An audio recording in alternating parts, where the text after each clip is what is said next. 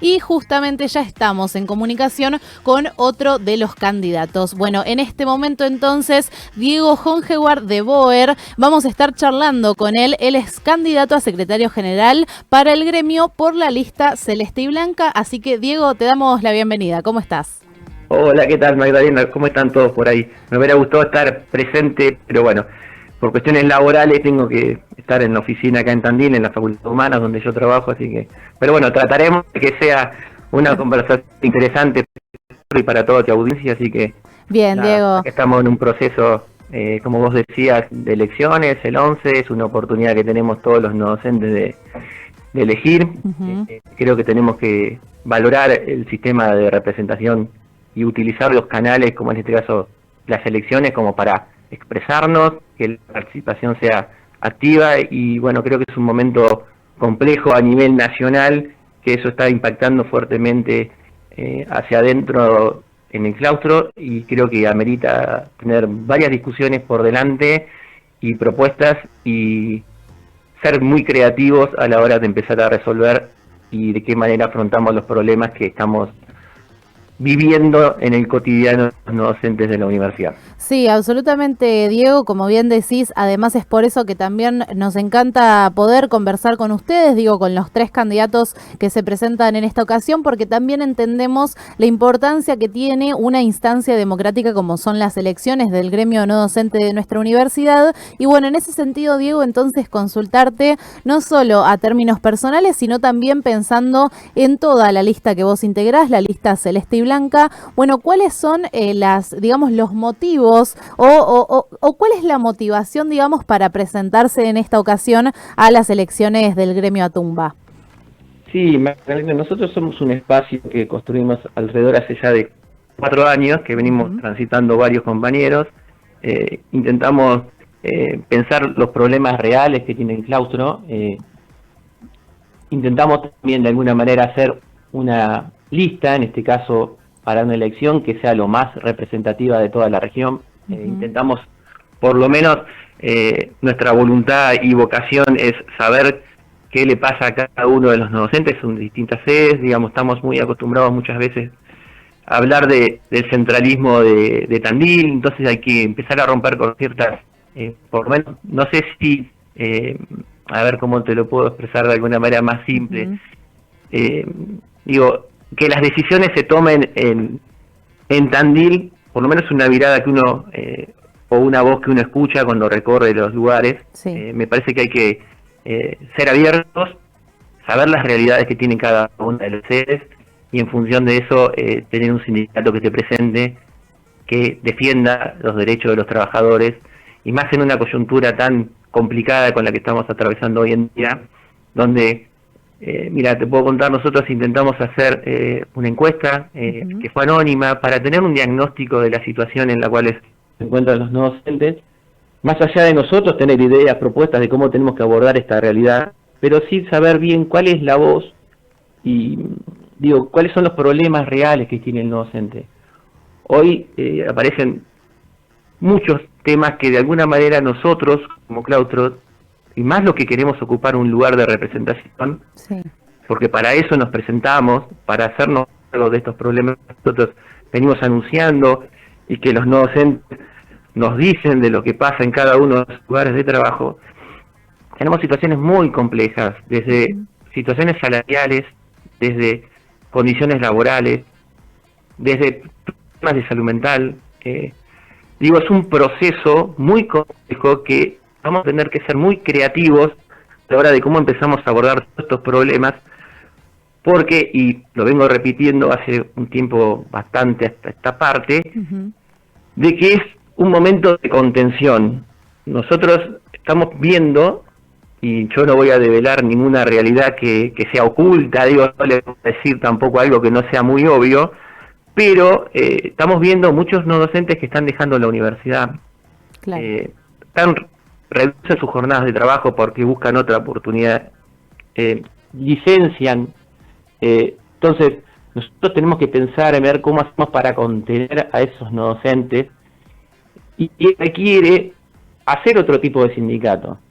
Pensar esto, lo que le pasa al no docente en su vida cotidiana. y cómo trabaja, cómo rinde en su trabajo, qué expectativas tiene hacia adelante. Es una situación muy compleja en la que estamos atravesando. El país está en una situación muy complicada y nosotros hacia adentro tenemos que empezar a mirarnos y pensar cómo hacemos para hacerle la vida más sencilla a cada uno de los no docentes.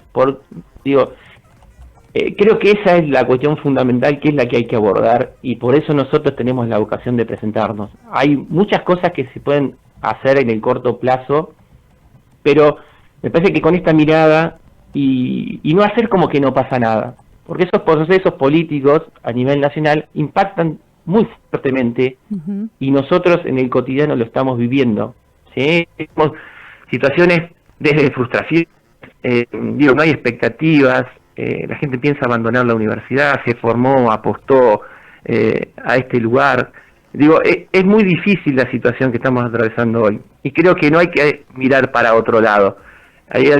Hay veces que como que hacemos como que no pasa nada y la universidad sigue funcionando y los compañeros y compañeras vienen a trabajar y no se plantean, digamos, qué le pasa al de al lado, aunque lo vemos, pero uno en su vida, sus problemas, va resolviendo individualmente sus cosas. Entonces creo que es momento como para no hacernos los distraídos, aunque sea más difícil, aunque cueste, es momento para apostar a otra cosa. Y nosotros, como te digo, Magda, venimos para eso. O sea, a nosotros nos motiva, como preguntaba, eso. ¿Qué es lo que tenemos que abordar? ¿Cómo nos cuidamos? ¿Cómo contenemos esta situación a nivel nacional que nos está impactando fuertemente y nos estamos atomizando? Yo no quiero ser drástico ni pesimista con los pronósticos y con las visiones que tenemos sobre el claustro. Es una realidad que la estamos percibiendo la mayoría y que es momento para parar, pensar, a ver cómo hacemos para darle al no docente un futuro, una mirada que crea en la universidad, que apueste a quedarse, a seguir trabajando, ver cómo hacemos, y eso requiere el esfuerzo de todos. No digo solamente de los que queremos ser dirigentes de un claustro, sino a nivel universidad, a nivel autoridades, sean de las sedes, sean de las áreas, sean a nivel rectorado. Requiere sentarse y empezar a abordar todos estos problemas.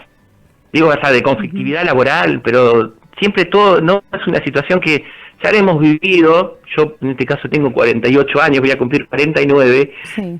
He vivido otros procesos políticos y es como que hay un eje articulador que es la desintegración. Claro. Y nosotros lo estamos viviendo de alguna manera y queremos tratar con el claustro, escuchar más, ver para dónde tenemos que ir, y es lo que nos está faltando, sentarnos, mirarnos, escucharnos, y esto es como digo siempre, el cargo no es todo luces, sino también viene con las sombras, y uno tiene que hacerse cargo de eso también. Entonces me parece que los que queremos tener una opción de ocupar un lugar de representación, hay que saber ejercerla y necesitamos que los dirigentes la ejerzan. Exacto. Y esto lo digo para todos los no docentes y aquellos que aspiran a ocupar un lugar. Necesitamos no solo que piensen y se acerquen y escuchen y sean creativos y construyamos las soluciones, sino tener la decisión y la convicción que en los lugares que ejercemos la representación, hacerla, pero hacerla verdaderamente, sentados mirando al claustro, ¿sí? Que es de donde venimos. Eso es lo que nosotros percibimos y nos dicen en nuestras recorridas que hacemos, que lo hacemos a pulmón, porque cada uno tiene un espacio de trabajo, y es muy difícil a veces, que el no docente se entere o crea en una alternativa diferente. Claro. Nosotros intentamos hacerlo, nos motiva eso, me parece que es momento para reflexionar, hacer la catarsis porque es necesaria. Pero esa catarsis, como bien dice el término, es purificación. Es cuando uno se despoja de todo lo que ya sabe y que no quiere, pensar y ser creativo sobre qué hacemos. Y ese hacer requiere escuchar, no expulsar, no alejar, sino ir a los lugares y escuchar y ver qué le pasa y en función de lo que le pasa, construir las soluciones. Bien, Diego, sí, clarísimo hasta ahora lo que nos estás comentando. Por supuesto que también entendemos que unas elecciones en este contexto, bueno, por supuesto trae todo esto, ¿no? La posibilidad de escucharse entre ustedes, entre pares, y también entender cómo a cada uno le afecta la situación general del país, ¿no? Que también la estamos viviendo un poco todos los trabajadores y trabajadoras. Diego, hace un ratito también mencionabas esta característica regional que tiene nuestra universidad, que sabemos que también es un punto clave. Vos bien decías, ¿no? Esto de que a veces muchas decisiones recaen en Tandil y que, bueno, lo que sucede es que hay ciertos reclamos o también, digamos, la necesidad de que esta característica regional se fortalezca. Entonces, en ese sentido, consultarte si ustedes lo consideran como un desafío y si tienen algunos puntos, digamos, pensados para aportar a esa regionalidad. Sí, Magda, nosotros es un desafío, es algo que tenemos la idea, pero no porque nos la Diego, perdóname, sí. no te quiero cortar, pero se nos está cortando un poquito. Si te podés acercar a una ventana o bien. como para Bien, que no se corte la señal. Sí, me está lloviendo acá, está horrible. Bien, Pero ahí te escuchamos bien igual. Seguí, sí, perdón. Te decía que nosotros tenemos nuestra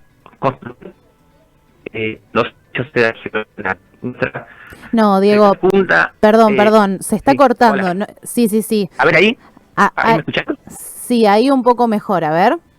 A ver ahí. Sí, ahí, dale. ahí afuera, pero Dale, sí, lo continúa. que te decía nosotros es una construcción regional, digamos, no es que pensamos que, bueno, porque dicen que tiene que ser regional, no es que queremos fuertemente tiene que ser regional. Nuestra secretaria adjunta es Laura Yesa, que es una compañera allá de la Barría, de ingeniería. Sí. Y en función de lo que preguntaba de qué cosa concreta nosotros podemos hacer, hay que descentralizar el sindicato. Bien. Digo, hay que, por eso cuando hablaba de ser creativos y de democratizar, porque hay que democratizar también los espacios, y para eso hay que ser abiertos. Entonces, nosotros pensamos en que las sedes tienen que tener una representación gremial, pero no solo que están en una lista, sino que tienen que tener facultades y, digo, delegadas, que tenga facultades delegadas, ¿no? Sí. No que se centre todo en el secretario general que dice Tandil. Claro. Digo, tienen que tener cierta autonomía, y esa autonomía la tienen que ejercer, y para eso tienen que ser los representantes de las sedes que trabajen los problemas también cotidianos que tienen los no docentes. No es que vamos a venir a Tandil y en Tandil se van a resolver los temas. Claro. Digo, no, tienen que tener autonomía. El sindicato tiene que estar descentralizado, porque los que conocen, los que verdaderamente caminan la universidad y las sedes, son los más sindicados, son los que tienen la experticia y el saber de lo que le pasa a cada una de las sedes. Yo te puedo poner un ejemplo que sucede hoy en día cuando ahí son las reuniones de paritaria a nivel sindical, ¿no? Que están los representantes de las autoridades y los representantes sindicales. Muchas veces lo que se decide, ya sea concursos, jurados, digo que eso hay que democratizar, hay que transparentar, se termina discutiendo o lo que le pasa a una determinada facultad, que puede ser, no sé, ingeniería, sociales, la termina discutiendo un paritario que no es de ese lugar, claro. Ni siquiera muchas veces participa ni del área a la cual uno llama el concurso, ni sabe lo que va a evaluar. Entonces, hay un tema ahí que hay que abordarlo, y por eso hablamos de descentralizar en serio, hasta las discusiones de cómo uno es evaluado, a cómo uno tiene esa expectativa de lo que la universidad le puede brindar. Entonces, me parece que hay que sentarse y ver de qué formas nosotros tenemos y sabemos cuáles son las más. Es la que te estoy contando, es abrir los espacios, que las sedes tengan su representación cuando se discuten los concursos, cuando se discuten quiénes nos van a evaluar y de qué manera transparentamos los procesos, porque hay una de las cosas que surge de cuando hacemos las recorridas y esa encuesta que te decía hoy que hicimos anónima, para que todo el mundo se pueda expresar y no se sienta, digamos, como presionado a la hora de publicar su opinión, es la transparencia. Entonces, hay que no solo decirla, hay que expresarla en la realidad, esa transparencia. Y para eso hay que abrirse. Necesitamos que el docente vuelva a creer en el sindicato, que confíe. Estamos en un proceso de mucha apatía generalizada y de mucha desconfianza, y en eso hay que, los que conducen, hay que hacerse responsable de por qué suceden las cosas que suceden. Y por qué el docente no confía muchas veces en sus órganos de representación. No hay que mirar para afuera y echar culpas, hay que pensar y preguntarse de por qué el no docente no cree en un gremio, porque el gremio está para defenderlo. Bien. Está para eso. Nosotros lo decimos, pero no es que lo decimos, ahora yo se lo digo a tu audiencia y a los no docentes que se están escuchando, sino que hay que demostrarlo en la realidad. Hay que sentarse, pensar, ver con las autoridades, defender los derechos de los trabajadores, porque nosotros hay algo que muchas veces confundimos cuando ocupamos un cargo, ¿no? Yo no tuve la suerte todavía, creo que lo vamos a hacer ahora.